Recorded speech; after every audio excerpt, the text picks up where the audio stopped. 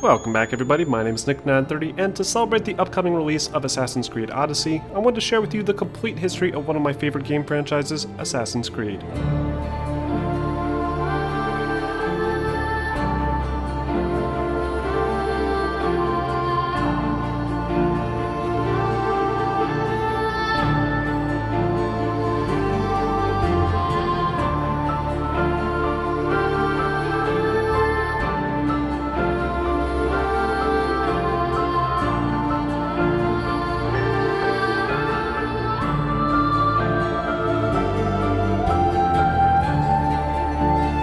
Assassin's Creed is a third-person action-adventure series set across various time periods that task players with exploring massive open-world environments, running across rooftops, and assassinating key targets. The game has evolved significantly since its 2007 debut, and to celebrate the upcoming release of the 10th main installment of the series, depending on which games you consider to be part of the main installment, I wanted to look back at the history of where this game series came from, and how it's changed over the past decade. Before I began doing research for this video, I had a slight suspicion that the Prince of Persia series, an action-adventure franchise that Ubisoft has long abandoned despite its incredible success in the mid-2000s, had some form of influence over the initial inception of the Assassin's Creed franchise. And sure enough, according to an article written by Edge magazine, this is exactly the case. After development of 2003's Prince of Persia and the Sands of Time ended, the director Patrice Désilets was tasked with creating a sequel called Prince of Persia Assassin, which would put more of a focus on a new assassin character and push the prince as a side character that the player would need to interact with. Ubisoft decided this would not be a good decision for the Prince of Persia IP and allowed Désilets to continue work under a new intellectual property. By 2006, a new trailer had released confirming the existence of Ubisoft's newest property called Assassin's Creed, and gamers were greeted to one of the most unique upcoming game franchises for the next generation consoles at the time. Players would assume the role of a legendary assassin and would be able to climb around a massive open-world city environment, evading soldiers armed with swords and jumping across rooftops. It was a highly ambitious concept that seemed impossible at the time, but the insane action of Assassin's Creed would indeed be possible, and released for the next generation platforms in fall 2007. The original Assassin's Creed gave players control of a modern-day bartender named Desmond Miles. The game starts off very mysteriously, with Desmond undergoing a series of strange sci-fi tests in the Abstergo Industries building, mainly involving a memory simulation device called the Animus.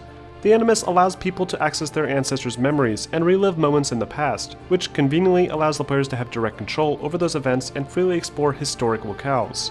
This modern-day plotline is given mostly a backseat to the narrative that takes place during the Third Crusade, and is a plot device that will be explored occasionally throughout the series. Back in 1191, players are given control of an assassin named ALTAIR ibn la-Ahad, a legendary Syrian assassin during the Third Crusade. These segments of the game have you exploring various large cities, including Akka, Damascus, and Jerusalem.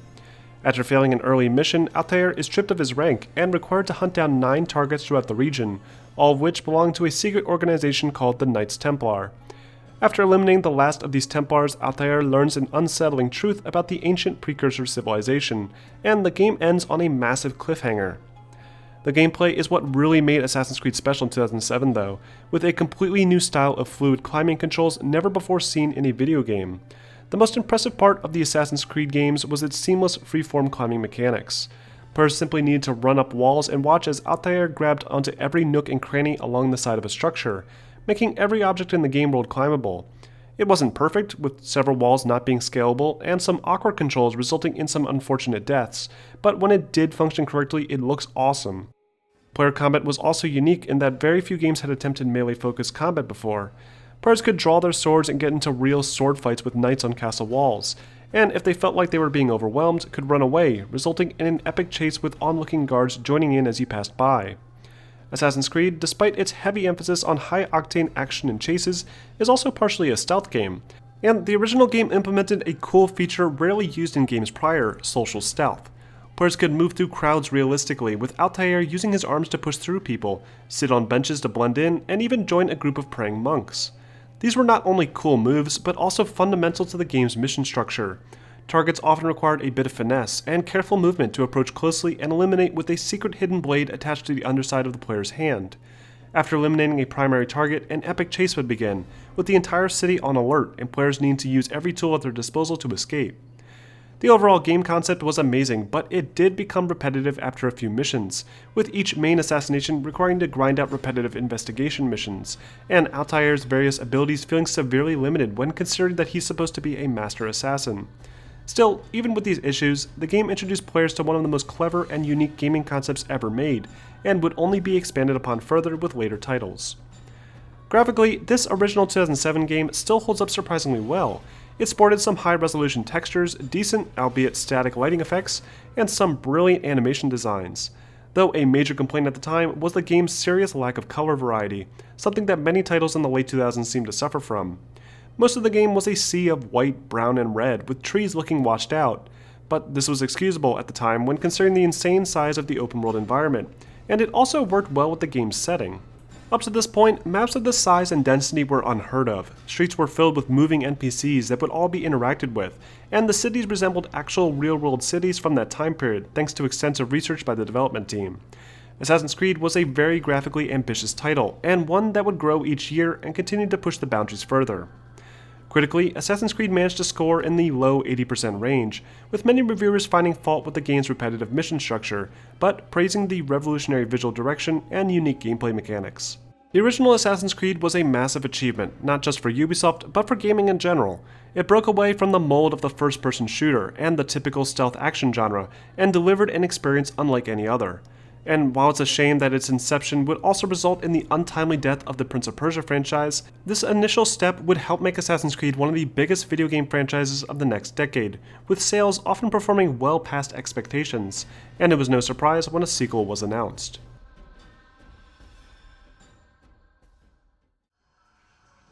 In the year gap between the original game and its upcoming sequel, Ubisoft contracted Gameloft Bucharest to develop a mobile spin-off title featuring ALTAIR for the Nintendo DS, and various other mobile platforms like Android and iOS.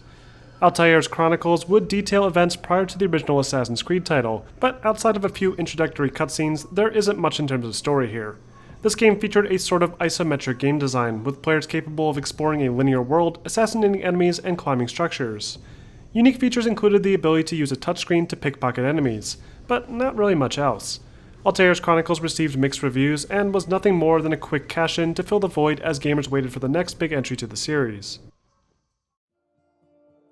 After the success of the original game, Ubisoft tripled the development team's size and began work on a sequel. The game was officially revealed to the public in spring of 2009 and will release that fall under the name Assassin's Creed 2. Assassin's Creed 2 takes place soon after the present-day events in the original game, with Lucy Stillman, the undercover assassin, freeing Desmond Miles from the Templars at Abstergo Industries. After this escape, Desmond is greeted by a team of underground assassins, and is put through a makeshift Animus device in an attempt to uncover more information about his ancestors. This time, the story takes players to the Italian Renaissance, and players take control of fan favorite Ezio Auditore de Firenze. Ezio is a reckless but lovable character, an already huge improvement over the dull, uncharismatic character that was Altair. After his father and brothers are falsely accused of treason and murdered, Ezio vows revenge and works with his uncle Mario to become an assassin. Much like the first game, players are tasked with hunting down a number of Templars, only this time Ezio's vengeance drives the action more, and delivers a more compelling narrative as a result. The game takes players to many Italian cities including Florence, Forli, and even the canals of Venice. Ezio's adventures also bring him to meet some famous historical figures including Leonardo da Vinci, who helps invent all sorts of cool new weapons and gadgets to aid Ezio in his quest. Assassin's Creed 2 improved on all the criticism that the original game received by making the open world a far more enjoyable experience. The game's missions were more varied and fun to complete, with various objectives like races, assassinations, and stealth missions being mixed in, taking full advantage of Ezio's expanded arsenal. Hidden catacombs inside massive cathedrals offered fun platforming and puzzle-solving opportunities, more in line with what was in the old Prince of Persia titles, and completing all of these tombs would reward players with Altair's Master Assassin outfit. Combat was improved, allowing for counterattacks that better streamlined the action, making it so players could instantly kill enemies with brutal takedowns. Thanks to Da Vinci, Ezio is armed with an expanded arsenal, including a second hidden blade allowing for double assassinations, and a small hidden gun which could be used to shoot targets from a distance. Players also had more options for takedowns, including air assassinations, ledge takedowns, and could even grab enemies and pull them into a hiding spot. Players could more easily blend in with crowds in Assassin's Creed 2, further expanding on one of the franchise's most unique aspects, and a notoriety system was added in, which forced players to carefully choose their actions to avoid detection. Ezio was also the first assassin in the series to learn how to swim, thankfully, making navigating the canals of Venice a much more enjoyable experience. When players weren't climbing around cities and assassinating people, they could spend their earned florins on various items from shopkeepers, including character upgrades, armor, and even dyes to change the appearance of the character's clothes. This feature is expanded upon even further when players visit their homestead in Monteriggioni, where they can invest money into fixing old broken down shops in the area and collect earned revenue for themselves. All these new features greatly enhance the gameplay experience, making Assassin's Creed 2 an instant classic in the franchise, and one of the most popular entries to the series. Assassin's Creed 2 also features some excellent visual enhancements. Picking the Italian Renaissance as this game's theme was genius, as it allowed the developers to greatly improve the game's overall color variety. Though, despite the more colorful setting, the game still looks rather lifeless when compared to more recent titles. Character models also saw big improvements, with more detail and smoother animations. The open worlds were significantly larger than before, and the AI felt more consistent and livelier. Assassin's Creed 2 was met with high critical acclaim all around, averaging in at around 90%, with many praising the game's expanded gameplay direction and excellent storyline. Gamers loved the expanded arsenal and improvements to the moveset, and also loved the new character Ezio. He was so popular even that Ubisoft felt they couldn't move on just yet, and while the core developers started work on the next main entry to the series, a separate team was designated to work on a few spin-off titles featuring more Ezio. Alongside the release of AC2, Ubisoft also released two mobile games, Assassin's Creed Bloodlines for the PlayStation Portable, and Assassin's Creed 2 Discovery for the Nintendo DS. Bloodlines featured a full 3D environment, complete with many of the primary game mechanics like being able to climb buildings and assassinate guards, but due to the technical limitations of the PlayStation Portable, was significantly scaled back. Crowds were basically non-existent, and combat felt overly simplified. Bloodlines expanded on the ALTAIRS storyline slightly, though ultimately adds nothing to the overall plot. The game received poor reviews from critics, with most finding fault in the game's scaled-back experience when compared to the main entries. Discovery was a 2D stealth action game that incorporated some very rudimentary Assassin's Creed elements like climbing and assassinating, and would add a tiny bit more to Ezio's storyline. Discovery was received slightly better than Bloodline, with critics enjoying the 2D design choice, but disliking the awkward control scheme and overall lackluster level design. Soon after the hugely successful Assassin's Creed 2, production began on Assassin's Creed Brotherhood, a direct follow-up to the story of Ezio Auditore. Brotherhood takes place immediately after the events of AC2, with the modern-day assassins escaping the Templars and hiding out in the ruins of Monteriggioni, Ezio's homestead in the previous game. Still focused on finding the Apple of Eden, the team sends Desmond back into the memories of Ezio, and the story also begins where it left off in AC2, with Ezio and his uncle Mario fleeing the city of Rome after recovering the apple. Soon after returning home, Rodrigo Borgia's son, Cesare, attacks the Auditore Villa with an army, killing Mario and stealing the apple for himself. This forces Ezio and his remaining family members to once again flee, only now they set up shop in the heart of Rome itself. Here, Ezio must rebuild the weakened Assassin's Brotherhood back to its former strength, and wage a shadow war against the Borgias and Templars controlling the city. The game ends on a huge cliffhanger in the modern-day timeline after they discover the location of the Apple of Eden and attempt to recover it. Unlike past entries, Assassin's Creed Brotherhood takes place mostly in a singular, massive recreation of the city of Rome. Many of the same gameplay elements return from the previous game, but with even more simplified and refined combat controls, a few new minor features like the ability to throw melee weapons or shoot crossbows, and a few fun gadgets like Da Vinci's parachute. The horses, which were featured in the past two games, were made to be more useful in Brotherhood, and could be ridden throughout the entire map, rather than being restricted to areas outside of castle walls. One of the most notable new features in Brotherhood is the new Brotherhood Management, which function as a sort of metagame where you'd recruit civilians, train them, and have them fight for you. These recruits could also be called upon during normal gameplay conditions, taking out groups of enemies for you and assisting in battle. There were also unique missions given by Leonardo da Vinci throughout the game that allowed you to test out some of his more bizarre inventions, including a tank and a flying machine. AC Brotherhood also featured its own multiplayer mode, which tasked players with assassinating specific targets in crowded streets while also avoiding being killed by someone else. It was a unique take on a genre of competitive multiplayer that shared a lot of similarities to classic quarry-based games like The Ship. Visually, Brotherhood made some substantial improvements, from a greater draw distance, better environmental design, and a much richer color palette, finally ridding the series of its ugly, washed-out tone. Once again, critics loved Assassin's Creed Brotherhood, praising its excellent level design, engaging story, and unique gameplay mechanics. And Ubisoft saw fit to keep the streak going by revisiting Ezio's story one more time.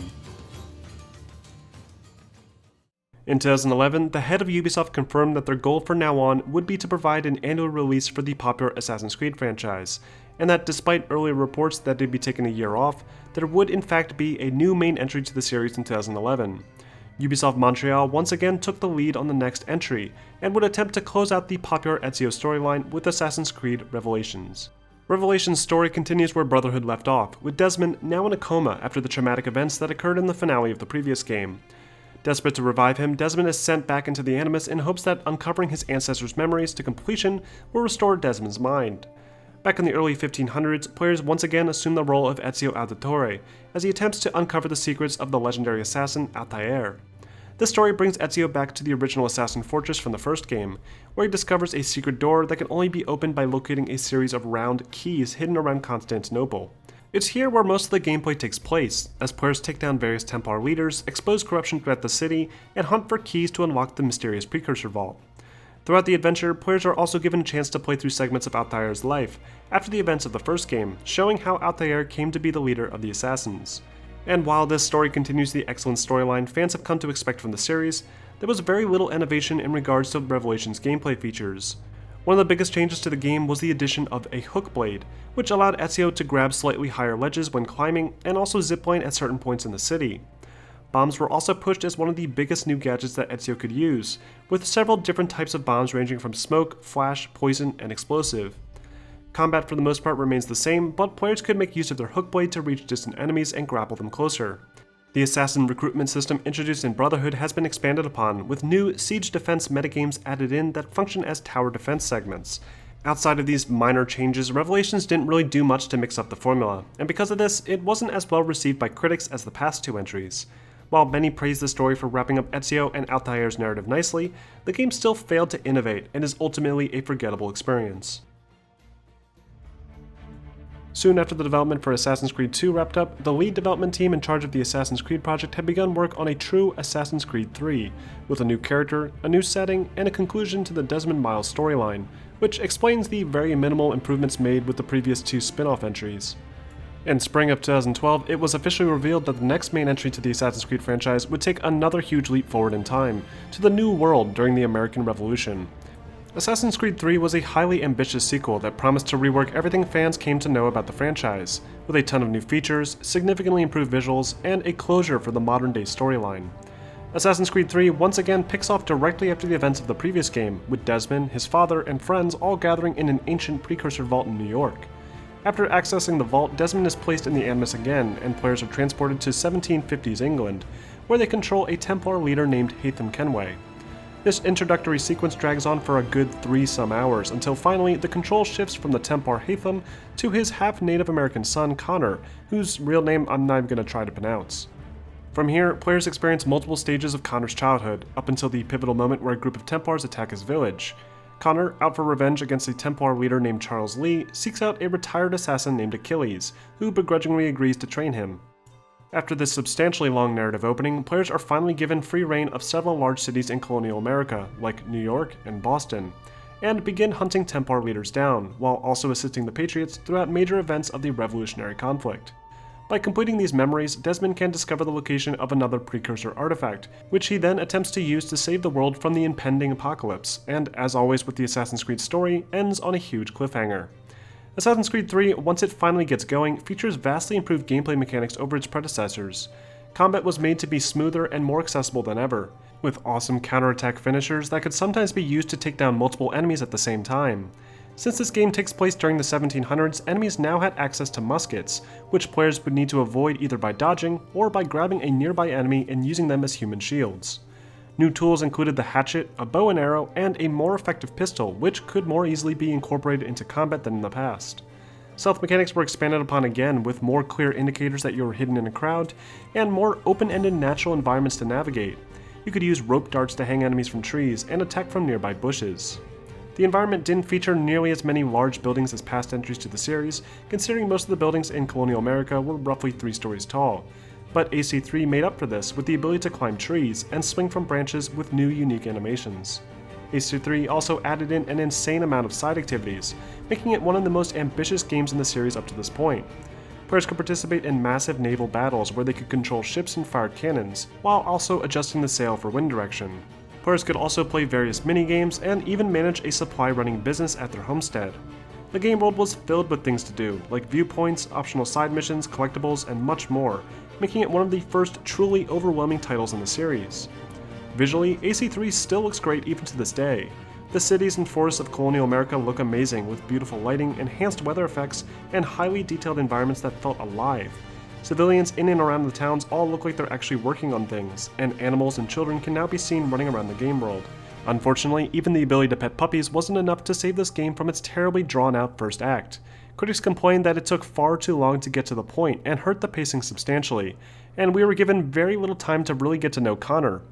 Others complained about Connor himself, saying his personality was nowhere near the quality of Ezio Auditore. But despite these shortcomings, AC3 was still received very well, receiving scores in the 85% range, and I personally feel it's one of the more underappreciated entries in the series. I loved its simple but awesome combat mechanics and its tight presentation. The theme was unique, and the storyline, while drawn out a bit, is one of my personal favorites, creating an interesting dynamic that the series hadn't really explored before in terms of whether or not the Assassins and Templars were really representing good and evil respectively. Assassin's Creed 3 may not have been as groundbreaking as the last numbered entry to the franchise, but there's no arguing that it wasn't ambitious, and the excellent naval warfare design was so popular that it prompted the next main title to incorporate it as a fundamental part of the overall game aesthetic. But before we talk about that, I want to briefly mention the PlayStation Vita spin-off title called Assassin's Creed Liberation. Liberation released alongside Assassin's Creed 3 in 2012, and would later be re-released on the main platforms in 2014. Liberation, unlike past entries, would no longer feature Desmond Miles working in present day to race the Templars to ancient artifacts, but instead puts players in a sort of consumer-based simulation designed by Abstergo Entertainment, with modified data entries that hide the truth about the Templars, and aim to villainize the Assassins. Most of the story centers on the simulation itself, which this time revolves around the series' first female assassin, Evelyn. Evelyn is an African-French assassin that attempts to dismantle Templar control of Louisiana in the late 1700s. The story doesn't really add much to the main scheme of things, aside from a fun crossover between Evelyn and Connor at one point, and is ultimately forgettable, with the first female protagonist not really offering much in terms of character or personality. Liberation offered a few very unique features not seen in any other title in the series. Players could choose between 3 primary disguises for Evelyn, each with their own advantage and disadvantage. The standard assassin outfit would allow Evelyn to climb around more easily, but would be easier for guards to spot. The slave outfit could be used to climb most things, and would also allow Evelyn to blend into the environment more easily. And the noblewoman outfit limited her mobility significantly, making it impossible to climb structures, but also enabled her to charm certain enemies and bribe her way past guards. The game's environment looked almost the same as the towns built for Assassin's Creed 3, which is to be expected considering they take place around the same time period, but due to the technical limitations of the PlayStation Vita, the overall presentation wasn't nearly as polished, even when it was later re-released as Liberation HD. Liberation was met with mixed reviews, with many criticizing the game's wasted potential by not letting players choose their outfit for missions, and a story that doesn't meet the quality standards of the main entries, though it's still the most impressive attempt at a mobile Assassin's Creed title to this day. After such a positive reaction from fans regarding AC3's excellent naval combat, Ubisoft decided to move forward with their next project, which would take full advantage of naval warfare in Assassin's Creed 4 Black Flag. Black Flag would be the furthest departure from the Assassin's Creed core gameplay mechanics to date, with no distinct present-day protagonist, significantly less stealth action elements, and a massive focus on sailing the Caribbean in a pirate ship and engaging in naval warfare. In AC4, players take control of an unnamed character as they navigate the Abstergo Entertainment building from a first-person perspective. The player's character takes part in a sort of beta testing for an upcoming Animus-based consumer entertainment product involving an assassin pirate named Edward Kenway, father of Haytham Kenway from AC3 and therefore grandfather of the assassin, Connor. Edward Kenway is another very likable character with a charismatic personality and more of an interest in piracy than any of the assassin's ideologies. But after several run-ins with various Templars attempting to disrupt pirate operations in the Caribbean, Kenway and his crew set out to find the mysterious observatory, a precursor treasure that Kenway believes to be the fortune he had been dreaming of his whole life. While an interesting backstory to the Kenway family, AC4 doesn't really do anything to advance the story in any significant way, and really comes off as a game trying to double down on the fun pirate ship gameplay they invented for AC3. And that's okay, because AC4's pirate-themed gameplay is easily one of the most fun introduced in the series. Sure, fans that appreciated the game's original concepts of stalking from the crowds and performing epic assassinations were disappointed, but there's no denying that the pirate-based gameplay of AC4 was a lot of fun. And there were still a few quality-of-life improvements to the various AC game mechanics thrown in for good measure. First, the game embraced the upgrade system even more than before, with players capable of not only hunting for supplies and upgrading Kenway with new weapons and equipment, but also Kenway's ship, the Jackdaw. You could improve the armor, the weapons, and even change the appearance slightly.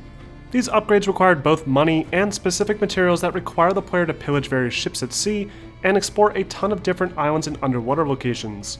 This emphasis on adventure and progression worked perfectly in providing an engaging experience and blended well with Assassin's Creed's smooth combat controls and parkour abilities.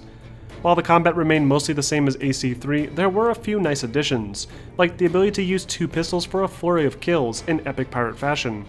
Kenway also sported 2 primary cutlasses, making him one of the most deadly assassins in the series. Weapons were even more easy to use than before, with a free aim design more akin to a typical third-person shooter game. The game still featured classic Assassin's Creed style missions like eavesdropping and sneaking through crowds, but most of the action takes place on board the Jackdaw as the player engaged in massive battles with man-of-wars, hunting sea creatures, and sailing through dangerous storms. Black Flag was also the first title to appear on the next-generation console platforms. This allowed the developers to really push the boundaries for what was possible, with massive draw distances and a beautiful water simulation design to go along with the gameplay. Players could seamlessly go from sailing their ship to exploring an island without having to worry about load times. And the world was vibrant, colorful, sharp, and ran far smoother than any Assassin's Creed game prior to it. AC4, despite doing so many things differently from more traditional Assassin's Creed games, was received very well, scoring in the 85% range across the board. Critics praised the sense of adventure and freedom that Black Flag offered, though some did complain about the lack of focus regarding the story.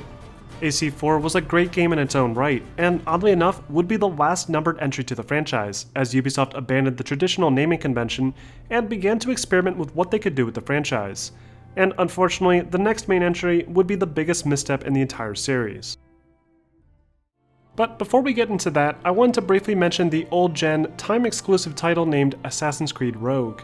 In Assassin's Creed Rogue, players are given control of an assassin named Shay Patrick Cormac, who, under orders from the Brotherhood, is tasked with recovering one of many pieces of Eden hidden in secret temples around the world.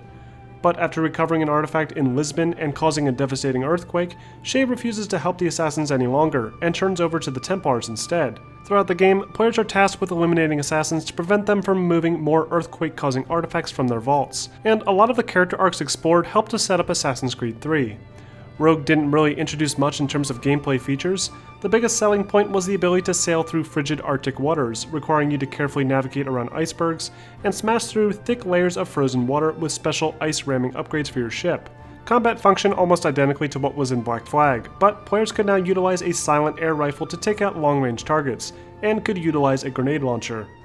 Visually, Rogue lagged behind Black Flag, feeling more on par with the visuals used in AC3. The game was designed initially just for the old-gen PS3 and Xbox 360, but would later be re-released on modern platforms with a few enhancements. The game featured many more load screens than its predecessor, and the world just wasn't as interesting to explore. Assassin's Creed Rogue received average reviews around the 75% range, with many complaining that it felt like a step back, and just a quick way to wrap up loose ends in the storyline, as the franchise moved on to bigger, and supposedly better things. Soon after the completion of Assassin's Creed Brotherhood, the development team split off to work on multiple Assassin's Creed projects, with the main team moving over to help with Assassin's Creed 3. But a smaller team began work on a new title set during the French Revolution called Assassin's Creed Unity. The initial idea behind Unity was inspired by AC Brotherhood's concept of having multiple assassins working together to take out targets, and so AC Unity's focus was to build a fully cooperative Assassin's Creed experience. But unfortunately, this, on top of the complete revamp of the game's engine in coordination with the newer hardware, resulted in one of the biggest technical disasters in the Assassin's Creed main series, and various other controversies like Gamergate only further exasperated its shortcomings.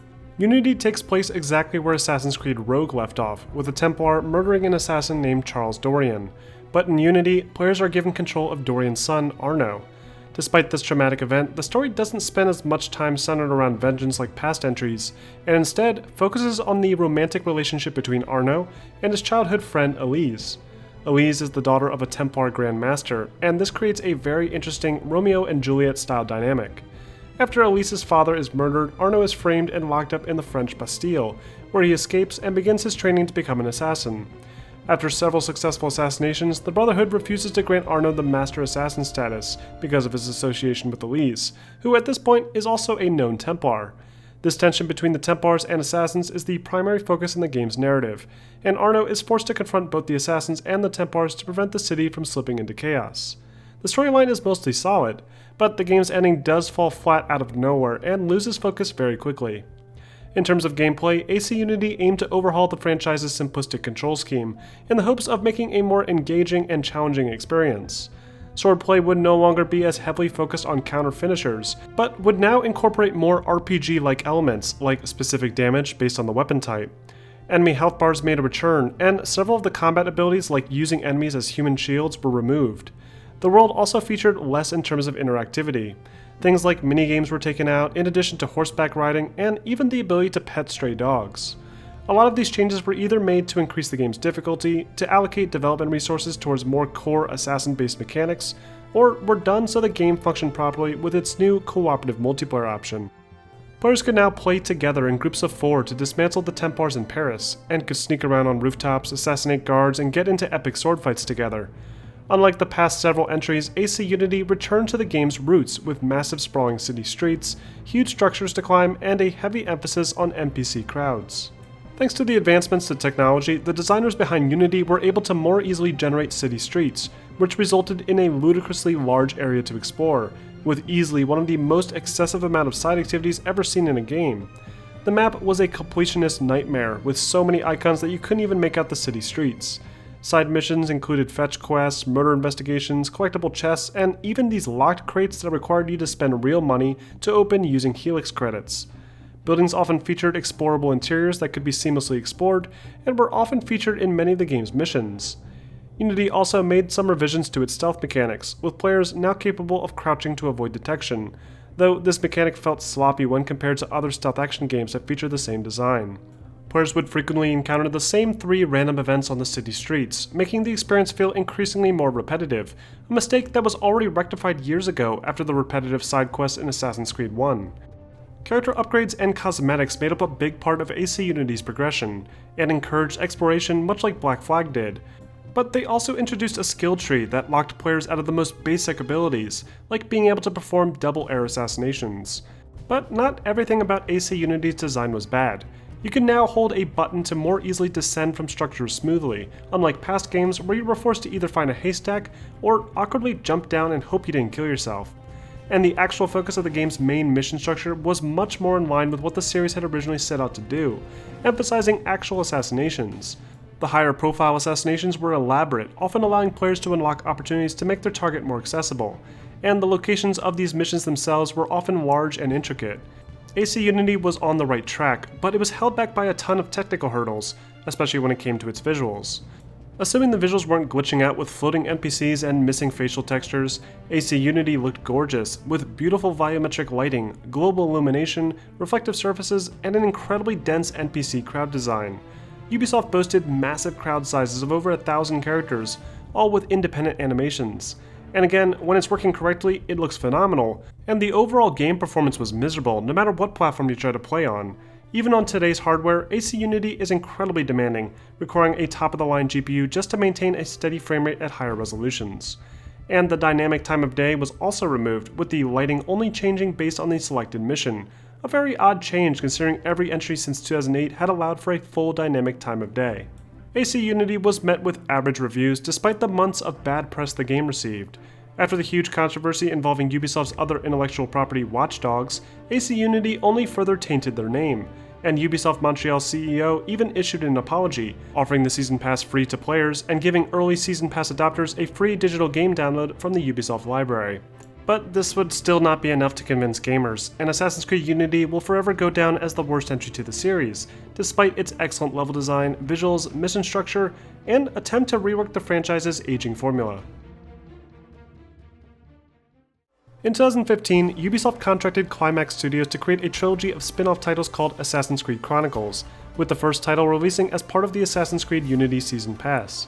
The first entry took place in China during the 1500s, and would follow a Chinese female assassin named Xiao Jin. After the Templars obliterate most of the assassins in China, Jin trains with none other than Ezio Auditore. After being trained in the way of the assassins, she returns and eliminates the Templars responsible.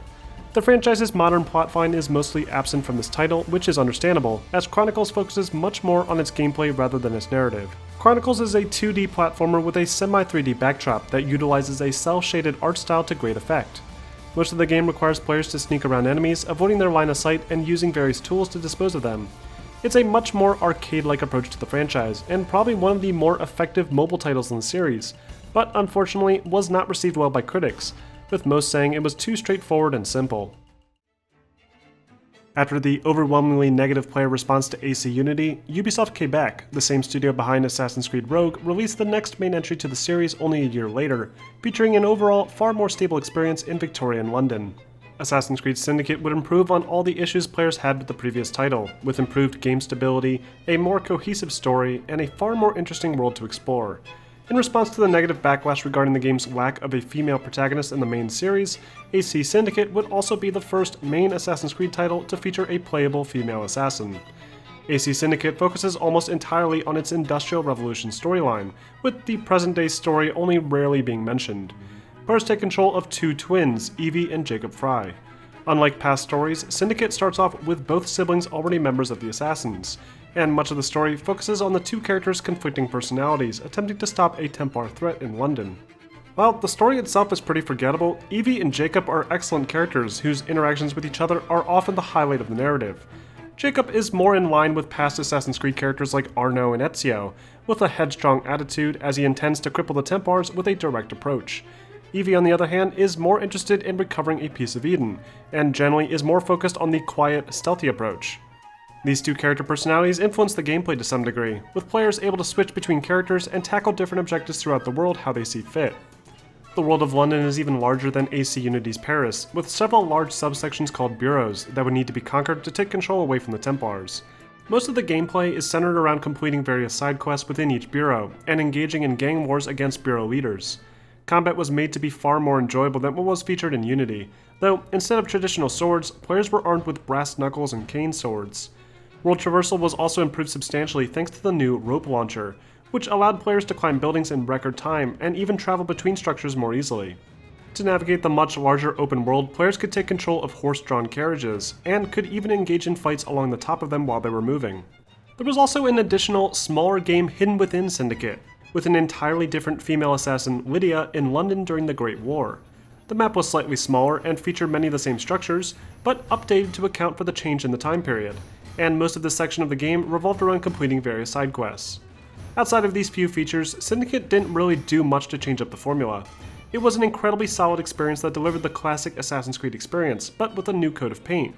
Despite the generally positive reviews Syndicate received, players were beginning to grow tired of the franchise after non-stop annual releases of gigantic and densely populated open worlds, and Ubisoft decided that the franchise would need to take a year off.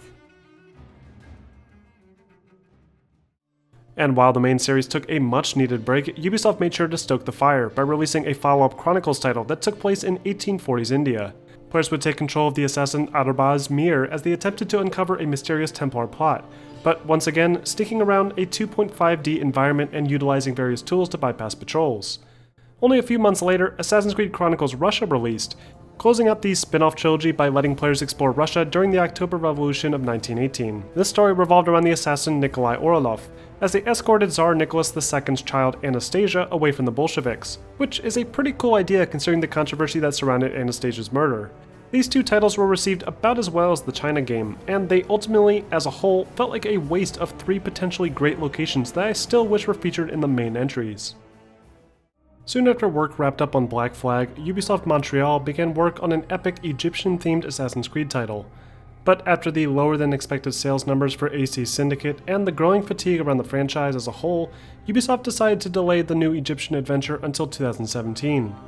And the delay was well worth it, as Assassin's Creed Origins surpassed expectations and reinvigorated the stagnating series.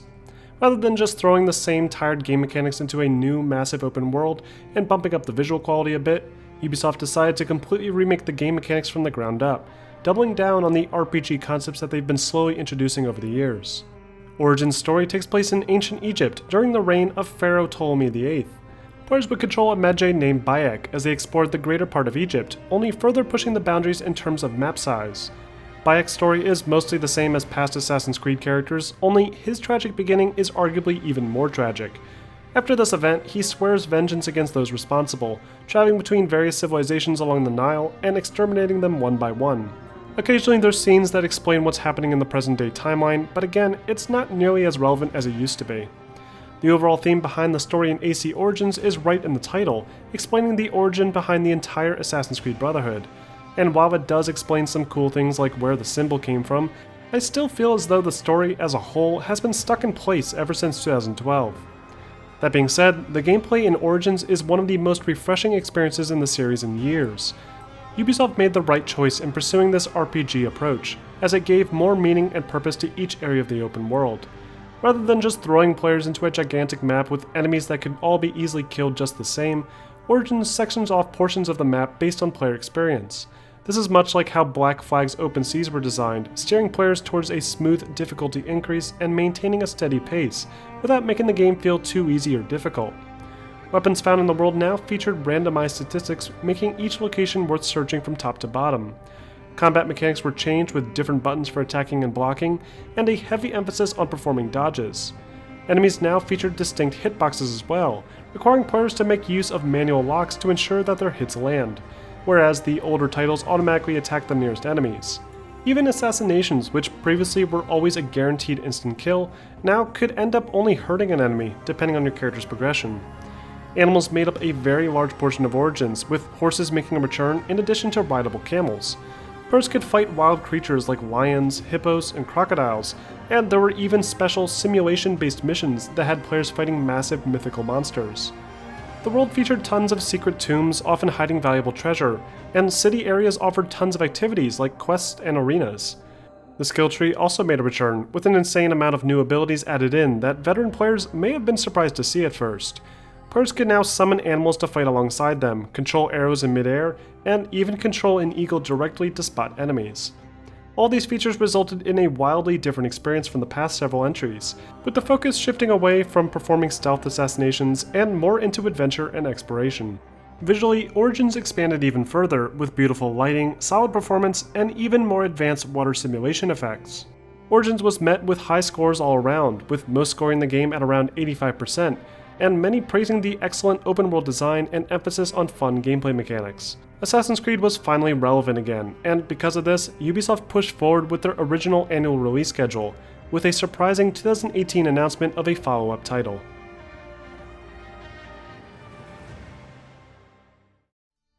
And now we get to this year's upcoming title, Assassin's Creed Odyssey. Odyssey, much like Origins, will focus on delivering a massive open-world experience with RPG mechanics, only this time in an ancient Greece setting. Players will be allowed to choose from two characters at the start of the game, either Alexios or Cassandra, both of which I believe are supposed to handle exactly the same. Regardless of which character you choose, the main protagonist is supposedly the descendant of the Spartan king Leonidas, the very same from the Battle of Thermopylae against the Persians. Based on the trailers Ubisoft has shown so far, it looks like we'll get a chance to experience that epic battle in a flashback sequence, and there's plenty of things to please fans of the popular film 300.